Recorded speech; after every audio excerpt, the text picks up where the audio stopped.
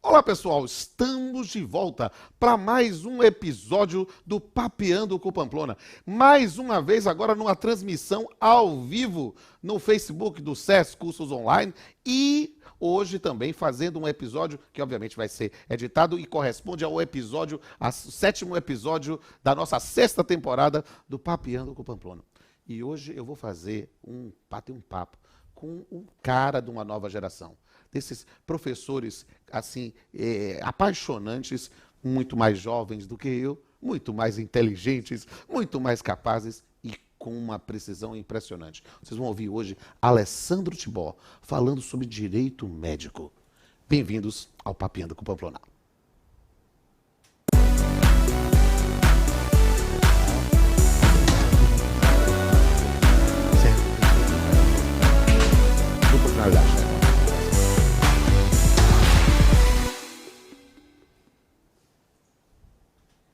Olá pessoal, tudo bem? Estamos aqui ao vivo falando neste momento no Facebook do SES Cursos Online e fazendo um papeando ao vivo sobre direito médico com esse grande professor, Alessandro Tibó. Ele é primeiro. Como é que você quer que eu te qualifique? Como professor. Ele é o professor Alessandro Tibó. Mas ele é o professor, é o advogado, é o médico, é o coordenador de pós-graduação, é o doutorando, é apresentador de TV, é músico. Ele é sensacional. Ele realmente bate escanteio, cabeceia, faz o gol e ainda marca como juiz do tempo.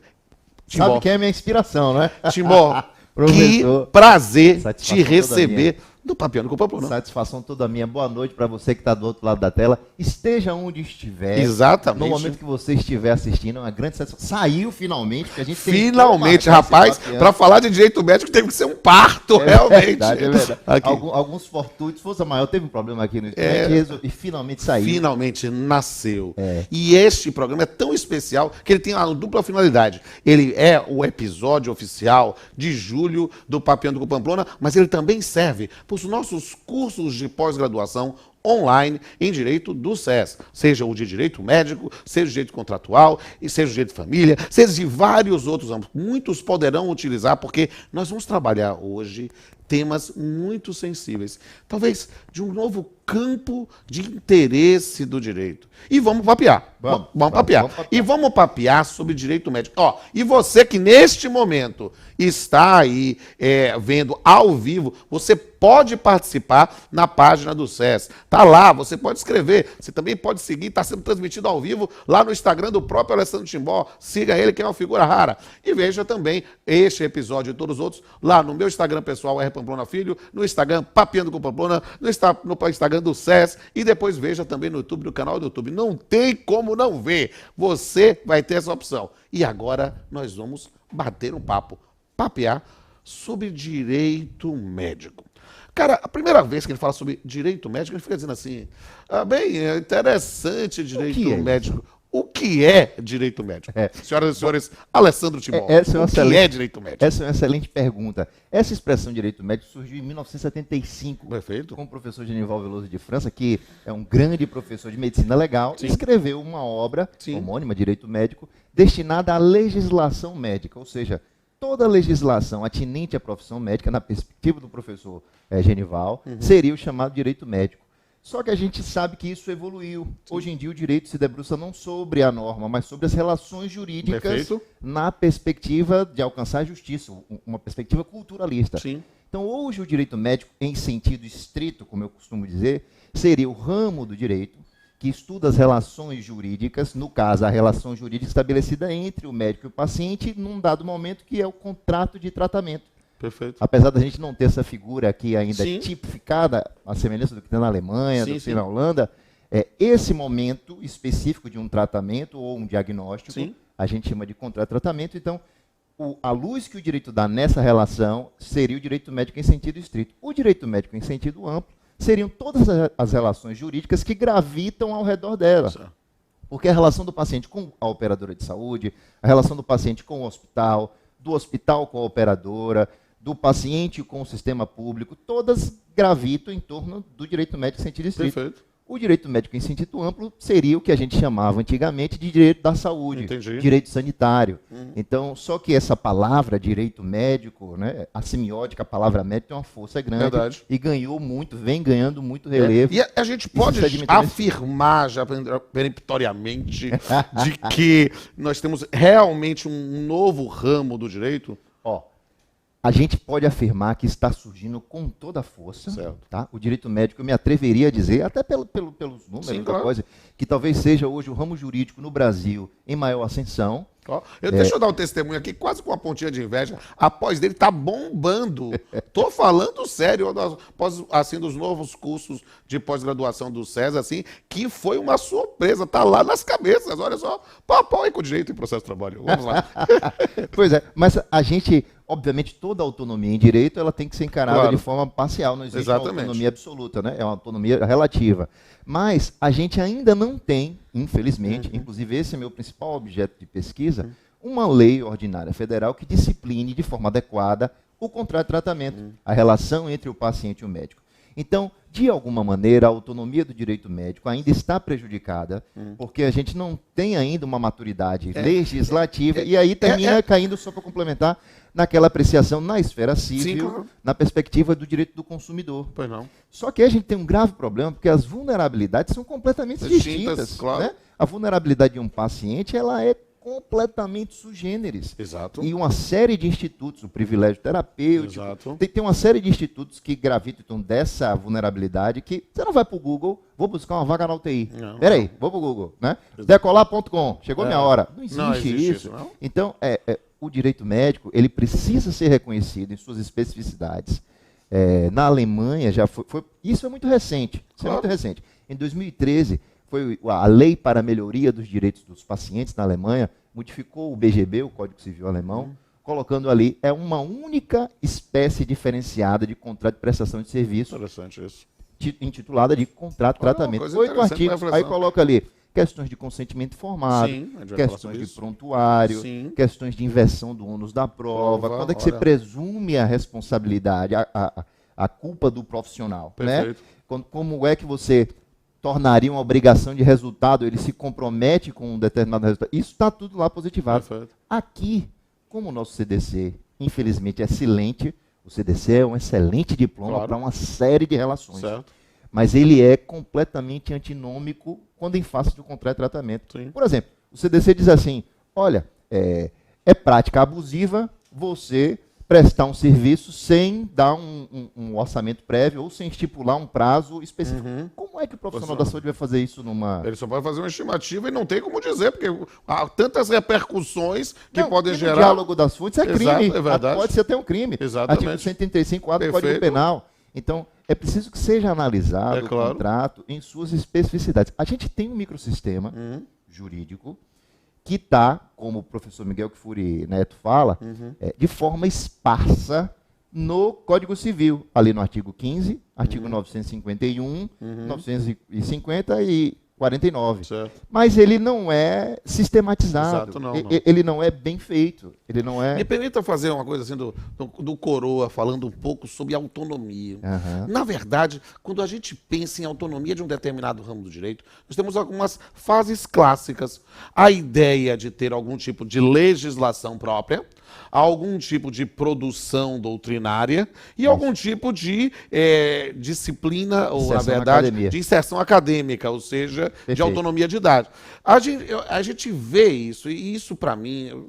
Eu sou um coroa, então eu me formei em 94. A gente tinha lá o CDC ainda começando, nós tínhamos outros campos do direito que nem sequer se discutia. Eu sou apaixonado por um ramo do direito, que é o direito do trabalho, que na verdade surgiu como um microsistema dentro do direito civil. Eu uso esse exemplo, especificamente, até o final do ano, sai esse livro de Teoria Geral do Direito Médico.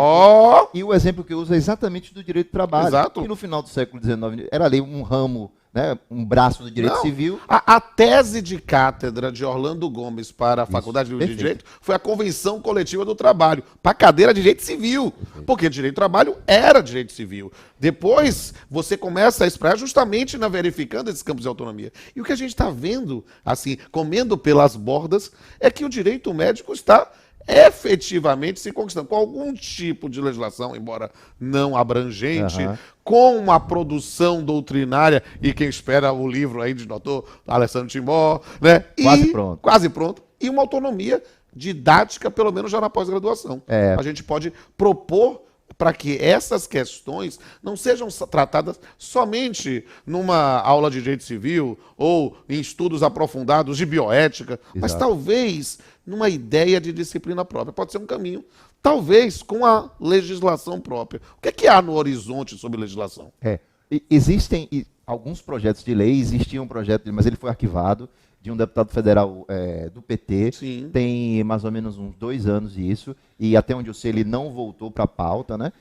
Mas ele não tocava num ponto central, que é exatamente essa, ele reforçava a natureza jurídica da relação como sendo a relação de consumo. Entendi. O que, no meu entendimento, data máxima vênia as opiniões em contrário, não está de acordo com o aspecto ontológico da relação. Quanto vale a saúde de alguém? Você pode consumerizar. Não é um preço, não há preço. O que aconteceu, por exemplo, com o caso do famoso Dr. Bumbum do ano passado? Aquilo ali é uma consumerização da relação. Exato. Ele coloca a perspectiva do lucro na condição de mercador da saúde acima da importância da saúde da paciente. Exato. Na hierarquia dos objetos, ele se comporta como mercador. Ora, se o próprio judiciário bate a chancela de é uma relação de consumo, estamos perdidos. Dá um respaldo. Eu posso buscar até uma base filosófica e fundamentação da metafísica dos costumes e Kant. Sim. A ideia de que coisas têm preço, Isso. pessoas têm dignidade. Então, talvez nesse campo a gente possa refletir mais. E quando você assume essa base filosófica, a sua tomada de decisão, o que isso interfere? Na tomada de decisão. Sim. Porque se eu persigo o lucro, como acontece com as operadoras de saúde, Sim. uma operadora de saúde, ela está ali, se o negócio não Uma der empresa. lucro, ela fecha e vai uma locadora de veículos, vai abrir um hospital, outra coisa. A atividade médica, ele não pode colocar o lucro em primeiro plano. Ele toma a decisão, professor, o que o senhor está precisando é ressonância magnética, não é um raio-x. Exato. A operadora vai querer, me desculpem as operadoras, mas ela vai querer, não, faça um raio-x porque custa R$10, R$12. A ressonância que custa R$500, R$600, ela está no direito dela, no sentido de que, buscando o lucro, ela querer diminuir custos, mas ela tem que perceber que a finalidade da atividade médica não é essa. Não é essa, mas aí o contrato-fonte, que é o contrato-tratamento, precisa de princípios e normas específicas, até existem. Se você fizer uma correspondência entre o contrato-tratamento, que está positivado no BGB, e a normatividade em sentido amplo no Brasil, você tem. Só que onde é que estão essas normas? Na deontologia médica, as resoluções do Conselho, sobretudo o Código de Ética Médica, a resolução 1974, que impede com que haja mercantilização pela publicidade da atividade. Essas resoluções, efetivamente, regulam o contrato de tratamento, mas não são lei. E aí, quando cai no judiciário, tem juiz que aprecia e defende, porque, veja, essa normatividade ética médica, ela deve ser utilizada para proteger o paciente. A normatividade, existe uma parte vulnerável, assim como no direito do trabalho, tinha um trabalhador. Essa relação específica precisava de princípios e regras, institutos específicos para proteger a parte mais vulnerável. E essa vulnerabilidade é a maior de todas. Quando o cidadão avista no fim do túnel a possibilidade de sua existência se encerrar, então eu faço qualquer negócio. A consciência da finitude faz com que a gente aceite qualquer negócio. Qualquer negócio. Então é preciso. E qual é o mecanismo que, de alguma maneira, mitiga isso? O consentimento informado. Vamos falar sobre isso. Vamos falar. Agora, eu gostei muito da sua referência, o Mostra a Cultura de Alessandro, né, das referências ao direito alemão do BGB. Mas como é que tem sido visto o direito médico no direito estrangeiro em geral, na sua visão? Em alguns lugares, na Holanda também, na Holanda a positivação foi até anterior, foi em 1995, só que lá chama contratos médicos. A grande vantagem do BGB é que, por ser mais recente, e a nomenclatura já ser contrato de tratamento, já remete para a relação. E já tira da figura do médico. Né? Porque o ideal, se há um sujeito que deve ser privilegiado na relação, é o paciente. É o paciente.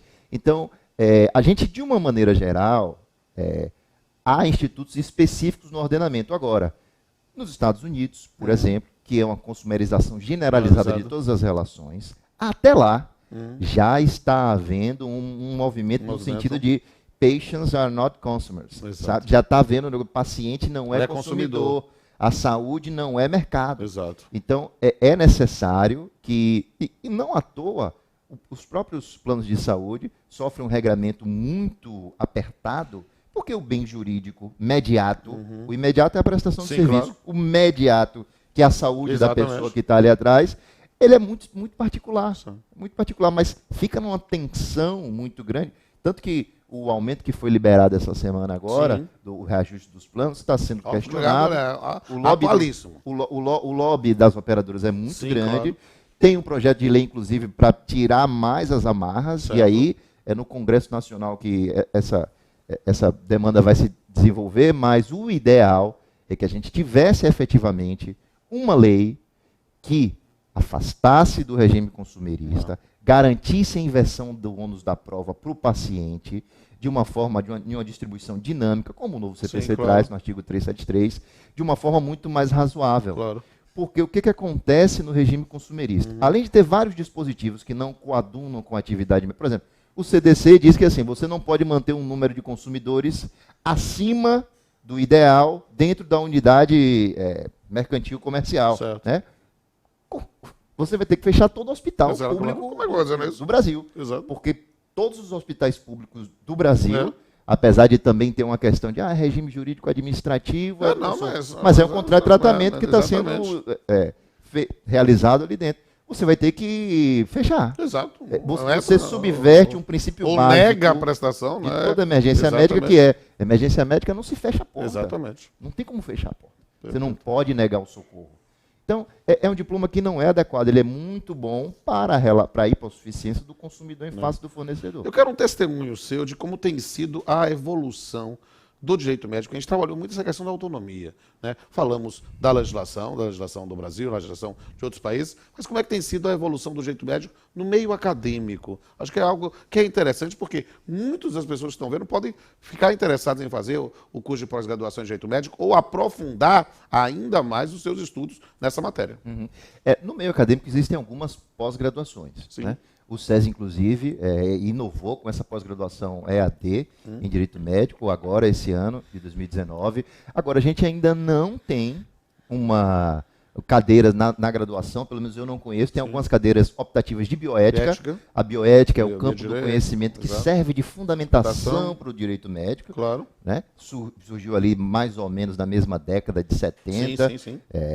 Resultado daquele desastre do Holocausto, da Segunda Guerra e do tratamento inadequado dos pacientes, de uma medicina ainda positivista, que achava que o paciente é um mero objeto. Né? A medicina detentora do conhecimento científico se achava na prerrogativa de eu tomo as escolhas porque eu sei o que é melhor para você. Ô, Jacaré, não dá. Você sabe o que é melhor para mim? Como assim? É que você pode fazer isso? O conceito de saúde evoluiu, ele é biopsicossocial, e se para mim, de uma perspectiva social, não é efetivamente interessante receber uma transfusão sanguínea, esse direito tem que ser garantido para mim. Eu quero suscitar agora, porque eu estou imaginando quem está nos assistindo e dizendo, poxa, direito médico, quero aprofundar mais questões. Ou, às vezes, a pessoa já está estudando, fazendo após, ou na graduação, dizendo, quero aprofundar isso, quero estudar. Quais têm sido, assim, aqui é um panorama.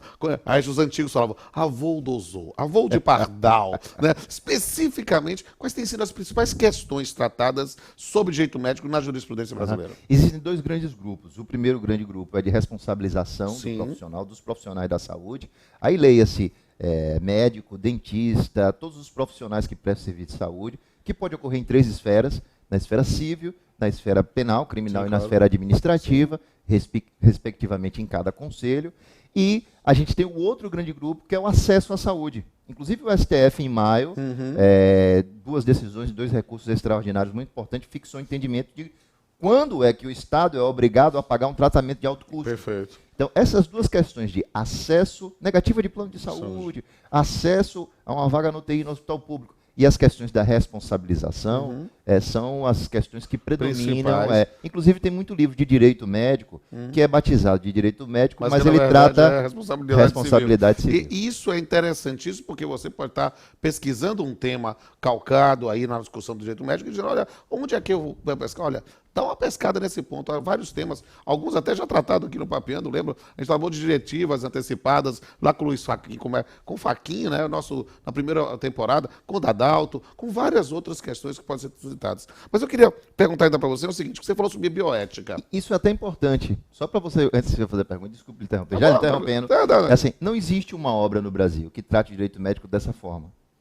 Existem essas obras que tratam como responsabilidade civil, aí algumas tratam de aspectos específicos de bioética, questões de eutanásia, questões de aborto, questão do consentimento, mas você não tem uma obra, então ainda é um ramo jurídico que você tem que estudar em várias fontes. E é justamente isso, quando ele fala de bioética, qual é a relação? E isso é interessante do ponto de vista da sistematização, né? Fazer uns esquemas mentais aqui. Vem cá, qual a relação propriamente do direito médico com a bioética? Essa pergunta é excelente, porque as pessoas às vezes não têm a noção da importância da bioética. É verdade.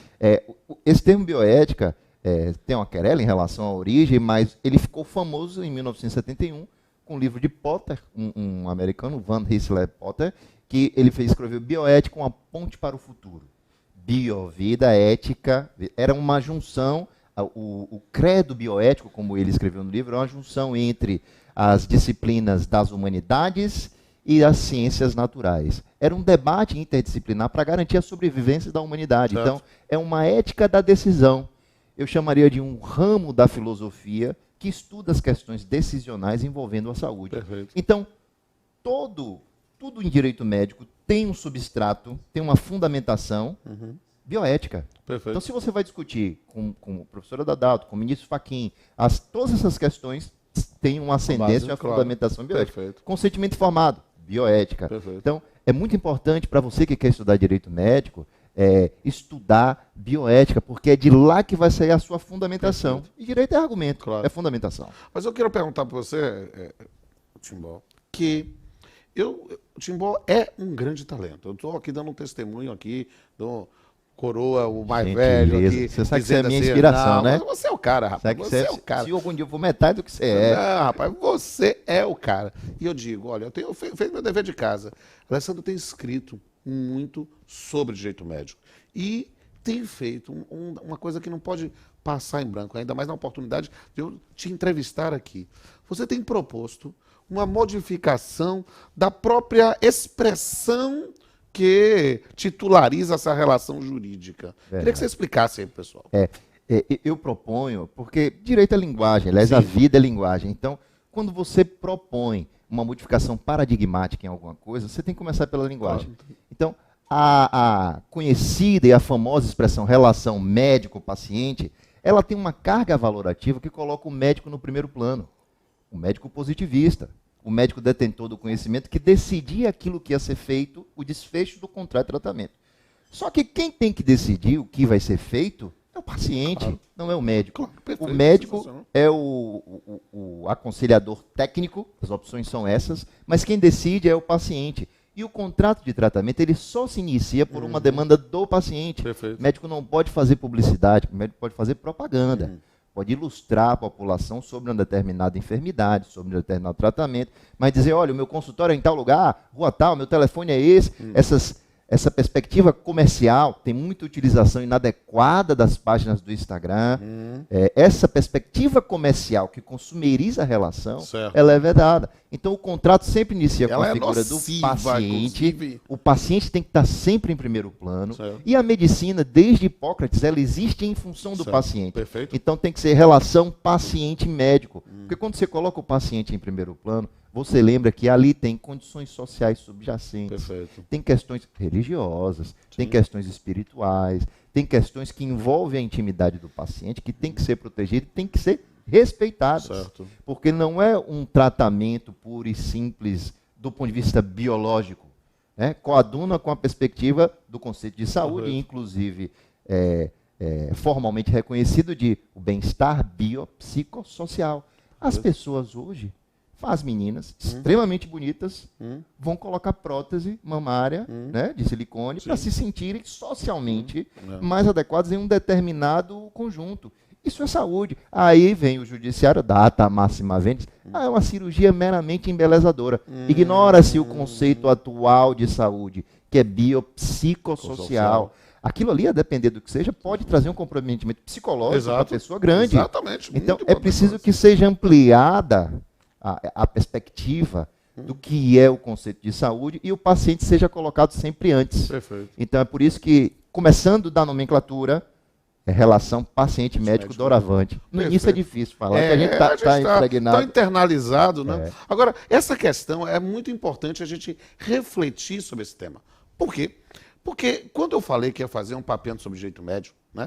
Eu disse, a gente vai fazer. Quem quer mandar pergunta, manda que eu coloco no ar. E, rapaz, eu recebi uma quantidade enorme de perguntas. E aí eu vou pedir aqui para o nosso amigo Jones, né, colocar aí no ar, porque eu não escolhi, não sei quais que vão. Eu digo, se a sua pergunta não foi selecionada, não tem problema, viu, gente? Eu vou postar todas as perguntas lá no Instagram do Papeando. E aí depois eu vou ficar marcando o Alessandro para ver se ele responde lá. Responde, vai ser um prazer.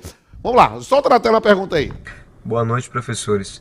Meu nome é Leonardo, sou estudante de Direito da UFMA, no 4º semestre, e eu gostaria de saber se a obrigação do cirurgião plástico na cirurgia estética vai ser sempre de resultado ou em determinadas situações ela pode ser uma obrigação de meio. Olha, exatamente, parece que estava adivinhando. Exato, coincidência. Então, assim, o judiciário tem a perspectiva seguinte: em determinadas específicas especialidades, a obrigação que geralmente deve ser de meio, ou seja, a obrigação do médico é de garantir um tratamento, um diagnóstico de acordo com a arte médica ao tempo do fato, não o resultado. Ele não tem como garantir o resultado. Mas o judiciário tem entendido que nas cirurgias estéticas, como chamam, meramente embelezadoras, né, não reparadoras, a obrigação seria de resultado. Ora, professor, como é que um cirurgião plástico vai garantir um determinado resultado, seja qual for? A pele é diferente, dois irmãos gêmeos recebem o mesmo tratamento e reagem de forma diferente. É necessariamente idiosincrático, cada um reage de uma forma. Não tem como ser de resultado. Atualmente, a gente tem dois deveres. Vou aproveitar a pergunta dele claro. do ponto de vista da análise normativa da culpa. A gente tem um dever de cuidado, que é a negligência, imperícia, imprudência, a questão da técnica, da arte médica, e tem um dever de informação. A gente divide na responsabilidade esses dois deveres. Então, ele pode cumprir o dever de cuidado perfeitamente, técnica perfeita, mas informou errado, garantiu um resultado, não falou uma determinada consequência de um tratamento, a consequência se realizou, aí o paciente diz, olha, eu não sabia dessa condição, não informou, então indeniza com o dano moral, bonitinho, está tudo certo. Claro. Então, eu só vejo, na minha concepção, uma obrigação de resultado se o consentimento informado foi inadequado e se o profissional fizer aquilo que não deve, que é pegar um computador e dizer, seu rosto vai ficar assim. É por isso que o famoso antes e depois na atividade médica não pode acontecer. E saiu uma decisão há 15 dias, especificamente no dia 4 de julho, lembro que é dia do meu aniversário, Vai depender dos Estados Unidos. Isso, uma decisão liminar no mandado de segurança de um juiz federal, dando a possibilidade de uma médica de Minas Gerais, se não me engano, a ela a possibilidade de fazer a propaganda do antes e depois, porque a resolução 1974 CFM veda. Porque não quer mercantilizar, porque não quer essa obrigação. Qual foi o fundamento para deixar? Um fundamento meramente legalista, reserva legal, de que a resolução do Conselho não é lei em sentido estrito, não foi emanada pelo Parlamento, então não pode criar obrigações.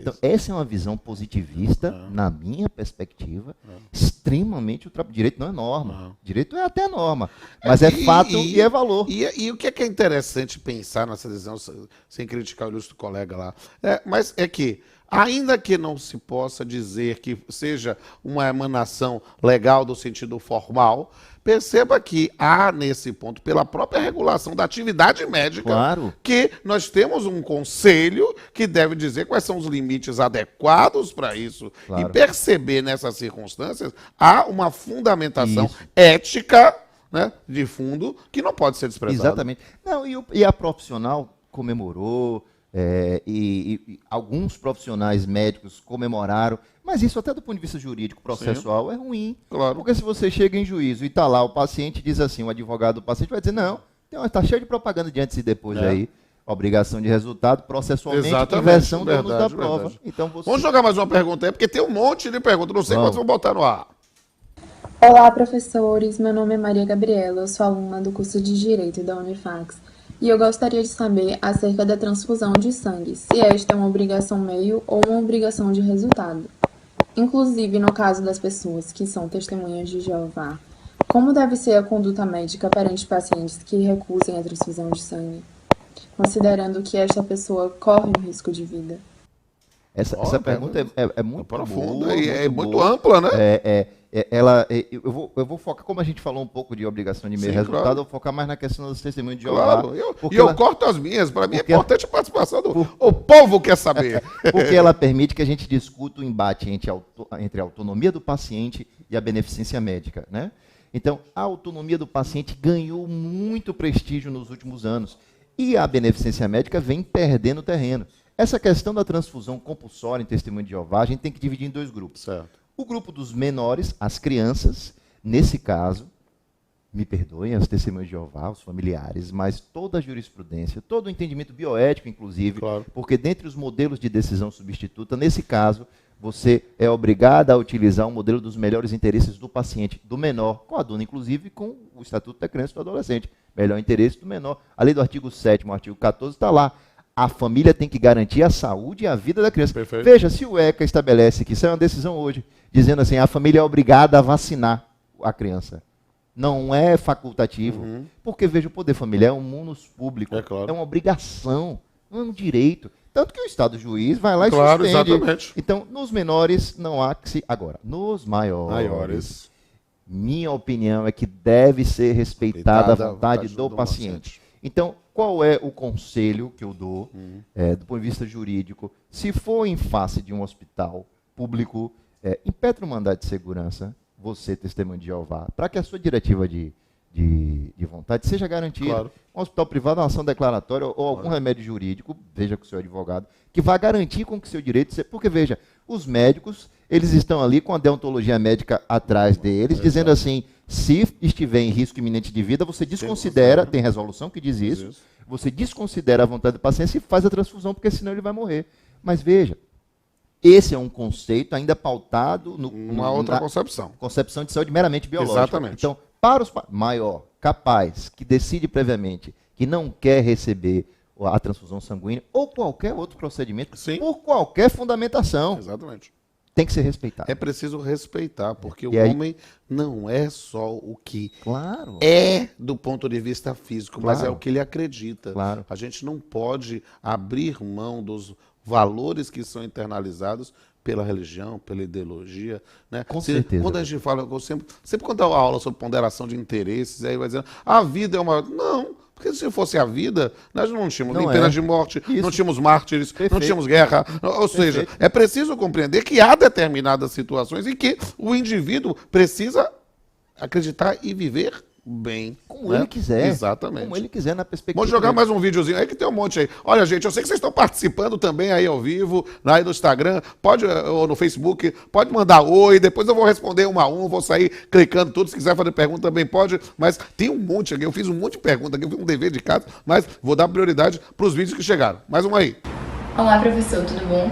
Meu nome é Paula Palmeira, sou aluna de Direito do curso da Unifax e gostaria de saber, dentro da seara médica, qual a responsabilidade de um hospital sem vínculo com os profissionais que ali realizam os procedimentos, ou seja, o hospital apenas disponibiliza as salas para procedimentos cirúrgicos simples, sobre eventual erro médico ou falha na prestação de serviço, sendo que não há qualquer vínculo trabalhista com os profissionais que ali utilizam dos aparatos. Que pergunta legal, dá para fazer uma inter-relação aqui, o direito de trabalho, o direito contratual, o direito administrativo, dá para fazer, a bola está com você. A responsabilidade especificamente para o contrato de tratamento, ela é solidária e inegável. Veja, mesmo que não haja, hoje isso é muito comum, a pejotização da profissão médica, mas isso não descaracteriza a relação do hospital que está ganhando um dinheiro ali, se for um hospital privado, está se beneficiando daquele serviço e o hospital não coloca qualquer médico dentro do... Né? É qualquer um, chega aqui, vou alocar a sala, você vem aqui, faz aí, eu não quero nem... Não, veja, tem um pós-operatório, tem uma vaga de UTI, tem todo um ambiente que gravita o tratamento, que a jurisprudência, nesse sentido, é muito clara, a responsabilidade é solidária. Obviamente, o hospital pode, de forma regressiva, questionar do médico e exigir de volta eventual dando que tenha que pagar, dando moral em função de um erro médico, mas é solidária nesse sentido. Para mim, pensando em direito civil, seria o 932 caput, né? O 932 com o 9, inciso terceiro, com o 933. A ideia é de pensar em solidariedade mesmo. Isso. Dessa ideia, seja da atividade do empregado, seja do preposto ou comitente. Perfeito. Aqui. Tem mais uma perguntinha aí. Na verdade, chegaram aos 30 vídeos, mas o pessoal dizendo que vai dar tempo de botar mais um somente aí. Então, eu sou um bom menino disciplinado. Bota o vídeo. Boa noite, professor Pumplum. Meu nome é Leilane, eu sou aluna do 9º semestre de Direito da Unifax e a minha pergunta é a seguinte: em caso de dano causado por imprudência ou negligência a um paciente por um médico de um hospital público, apenas e tão somente a administração pública deve ser responsabilizada ou o médico também poderá ser responsabilizado? Nesse caso, a responsabilidade do médico se dará de forma subsidiária ou solidária? Obrigada. Boa pergunta. Boa pergunta também. Perceba que todas as perguntas voltam para a questão da natureza jurídica da relação. Exato. Que relação é essa? Exatamente. Essa é uma relação de consumo, é um contrato de tratamento sui generis, o que é? Porque aí é uma confusão, inclusive tem um inventário do Tribunal de Justiça do Rio de Janeiro, do final do ano passado. O primeiro julgado é um julgado que trata de uma questão dessa. Um hospital municipal que foi acionado em função de que o objeto da ação era um erro médico. Nesse caso, o magistrado aplicou o regime jurídico administrativo, que está ali na Constituição, né? Artigo 37, parágrafo 6º, que é uma responsabilidade objetiva. Mas aí eu pergunto, professor, é possível a gente apreciar judicialmente um contrato de tratamento de forma objetiva? Não, não tem como. Qualquer ação que verse sobre o contrato de tratamento não pode ser enquadrada no 37, parágrafo 6º da Constituição, regime jurídico administrativo, nem no caput do 14 do CDC, porque não existe responsabilização objetiva tendo como objeto o contrato de tratamento. Veja, se é uma ação envolvendo o erro médico, na análise do nexo, você vai avaliar a culpa, a responsabilidade do profissional. Não tem como eu fiquei impressionado para saber se houve ou não defeito no serviço. Quando você analisa o defeito do serviço, que é ali a excludente do 14, você está analisando a conduta do profissional. Então, o judiciário colocou um formalismo em cima da relação que não corresponde à natureza da relação. Então, muita coisa precisa ser revista em direito médico.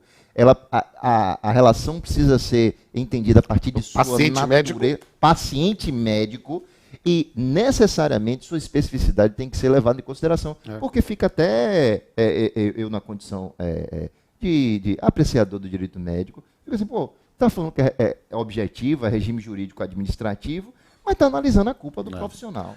São questões, e note como... Pedalada jurídica. E como a gente está sempre voltando à questão da natureza da relação e a discussão dos danos aí correntes, ou seja, a ideia da responsabilidade civil. Olha, Alessandro, eu tenho um monte de perguntas, mas o tempo já estourou, eu tenho que fazer aqui, mas olha, gente, você que está vendo ao vivo, esse é o momento de eu saber quem está aí no ar. Olha, se você estiver vendo ao vivo, escreve aí, manda um oi, porque eu vou mandar abrir a tela aqui para ver quem está vendo aí ao vivo. Bota a tela aí, Paulinho. Aqui, Larissa Rosado, boa noite, ligado do Jeito Médico sempre, um beijo, Larissa. Quem mais? Tem mais alguém aí? Aparece aí, vai jogando cada um. Dani Toso dando palmadinha, assim, palminha, muito bem, palmadinha. Joga mais aí, quem mais? Há quanto tempo que a gente vai? Tiago Abreu, boa noite, ótima entrevista, obrigado. Tiago Oliveira de Abreu. Gregory Nogueira também dando palminha aqui, manda um abraço pro Gregory. Quem mais aqui? E aparece um monte de e-mail aqui embaixo, aqui dizendo aqui. Tem todo mundo na live no Instagram de Alessandro Tibó, olha só, muito chique aqui. Muito lá. Deixa eu voltar aqui. E aí, cara, eu quero fazer mais algumas perguntas, porque eu tenho que arrematar, mas eu queria, né, que você desse talvez uma pincelada, porque foi um tema muito trabalhado aqui. A gente falou várias vezes sobre consentimento informado. Eu queria que você, para a gente chegar nessa parte final, você dissesse qual a sua visão sobre consentimento informado, pensando em pessoa que está escrevendo um TCC, pessoal que está querendo aprofundar esse tema, para você que é profissional da área médica e quer saber sobre isso. Fala sua, meu irmão. O consentimento informado, ele é o núcleo do princípio da autonomia.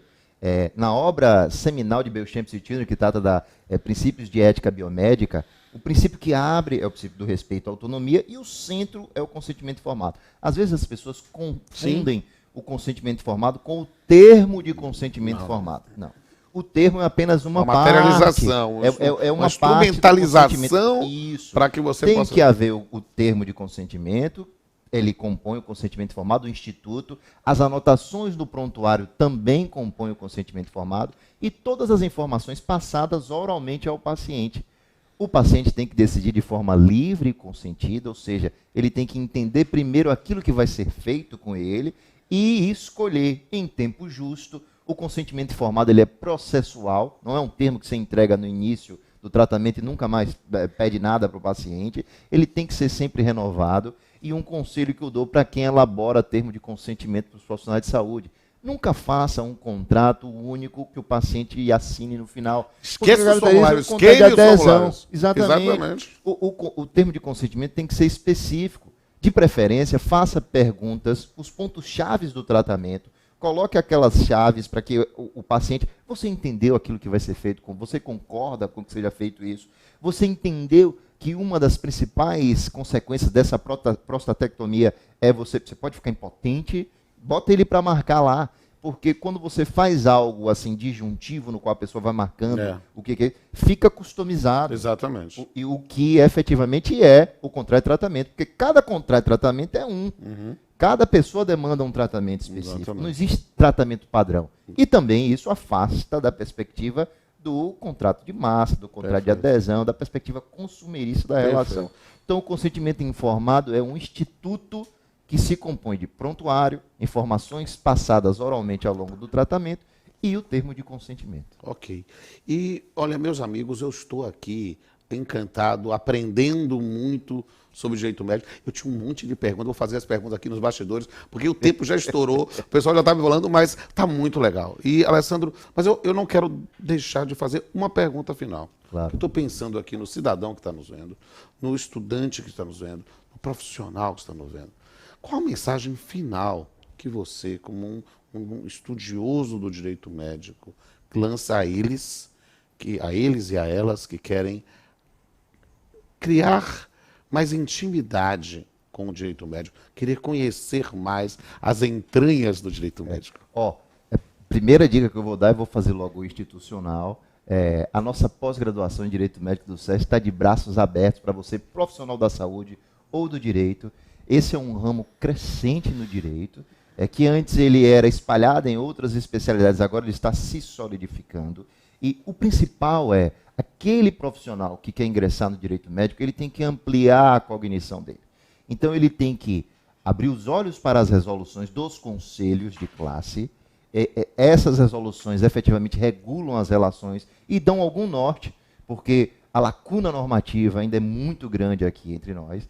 E abra a sua perspectiva também para a medicina baseada em evidências. Você, de alguma maneira, vai começar a conhecer termos técnicos, aquilo que é adequado para um dado... Você não precisa ser médico para trabalhar com direito médico, mas você precisa entender as filigranas da relação, você precisa entender como é que a medicina... Ler artigo científico médico é extremamente interessante. Toda vez que eu tenho um caso, e os artigos, diferente do direito, são menores, são pequenos, são objetivos. Então, ampliar a cognição, o Supremo Tribunal Federal fez isso. Verdade. Na verdade, quando ele deu as decisões no recurso extraordinário diferente, ninguém disse isso, mas estão dizendo isso na sobrelinha. A gente vai dar de acordo com a medicina baseada em evidência. Ou seja, se a medicina reconheceu como medicamento que faz bem para você, mesmo que a Anvisa não tenha ainda regulamentado, vamos concedê-lo. Agora, se é um tratamento experimental, se a medicina baseada em evidência ainda não reconheceu eficácia, com dinheiro público não vamos fazer isso. Então perceba que nenhum ministro falou nisso. Mas o que tem por detrás é uma fundamentação que ajuda do ponto de vista moral você negar ou dar a prestação jurisdicional. Perfeito. Porque quando você diz assim, não vou lhe dar o medicamento porque eu não tenho dinheiro, aí a gente entra naquela coisa, quanto custa a minha vida se fosse seu filho? Se fosse... Exatamente. Mas quando você entra na perspectiva do conhecimento científico, Exatamente. moralmente a pessoa, aquele que recebe ou não a prestação, entende. Porque a fundamentação é razoável. Perfeito. Olha, se é experimental, pode lhe fazer mais mal do que bem. Então, esse medicamento, sinto muito. Se você quiser, faça um crowdfunding, um financiamento pela internet, é justo. Mas com dinheiro público. Veja, a deontologia médica já dizia isso. Se o advogado que estuda direito médico conhece a deontologia médica, as normativas do conselho, ele já teria uma opinião fundamentada sobre isso. Então, essa é a minha sugestão. Amplia-se a cognição, supere-se o positivismo jurídico e vamos começar a discutir. Inclusive, no sábado vai ter aqui, atenção, as pessoas que estão aqui na Bahia, vai ter o seminário, 13º seminário sobre responsabilidade do Conselho Regional de Medicina. Eu vou palestrar no sábado e eu vou tratar especificamente desse assunto. De como o CDC, todas as antinomias e a inaplicabilidade como deve ter do CDC, na minha perspectiva, na perspectiva do contrato de tratamento. Olha, quem sabe faz ao vivo, já fala lá o filósofo dos domingos. É preciso dizer uma coisa. Eu ia encerrar o programa, mas o pessoal me disse assim, olha, tem gente aqui que está querendo participar, mandou pergunta, você não vai deixar ele falar? Eu digo, não vou deixar, joga aí na tela e eu vou jogar a pergunta para você. André Moura, boa noite, mestres, excelente área do Direito em Crescimento. Quem mais joga aí? Bota aí a pergunta. Será que pós-regimento maravilhosa, estou adorando. Ah, não é pergunta não, obrigado, é só porque o pessoal quer mandar abraço, quer mandar beijo aqui para todo mundo. Pós-regimento, alô, Giara aqui após. Aí, tá vendo? É que, como eu não tenho ponto, eu fico aqui tentando entender o que o pessoal tá lá na mímica dizendo. Mas, Timbó, eu tenho de encerrar.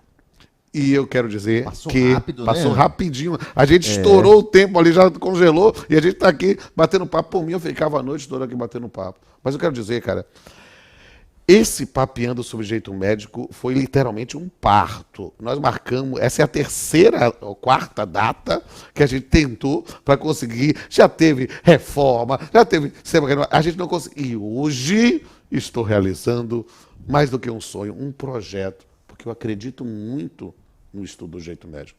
E eu quero ter a honra, a satisfação, o privilégio de fazer um brinde com a indefectível caneca do Papeando. Vai para minha coleção, porque eu coleciono caneca, mas essa aqui já é a mais importante de todas. E, amigos, é hora de encerrar. Por isso, se você gostou desse episódio, olha, bote aí a hashtag Papeando com Alessandro Timbó ou Papeando com Timbó. Você vai achar várias imagens dos bastidores que nós vamos postar nos próximos dias, vamos usar, ou quando você está vendo esse vídeo, vai ser também, já está lá postado. Veja também, entre lá no canal Pamplona, veja todos os episódios anteriores. Nós estamos já na 6ª temporada com diversos temas, sempre tentando trazer algo com profundidade e leveza. E a gente sempre encerra de uma forma interessante ou diferente. A ideia do Papeando começou há 6 anos, quando eu estava fazendo um pós-doc, a ideia de tentar fazer uma interface do direito com a arte, a ideia de tentar fazer um programa que fosse profundo, mais leve, em que a gente pudesse bater papo com grandes nomes do direito e trazer para você a informação. Cara, eu estou muito feliz e eu sempre trago uma poesia, um poema que recito, né? A gente no programa, vocês vão ver nos episódios lá do começo, eu sempre botava no final. Mas nesse modelo que é ao vivo, né, a gente tem que fazer assim. Gente, ó, veja lá no canal. No canal você vai ver uma playlist específica sobre poemas e vídeos. Ou a gente vai soltar em tudo quanto a rede social, para você entender, né, que é possível aliar direito e arte, direito e poesia, direito e medicina. É verdade. Até a próxima, gente. Professor, obrigado. Até a próxima, gente. Tchau.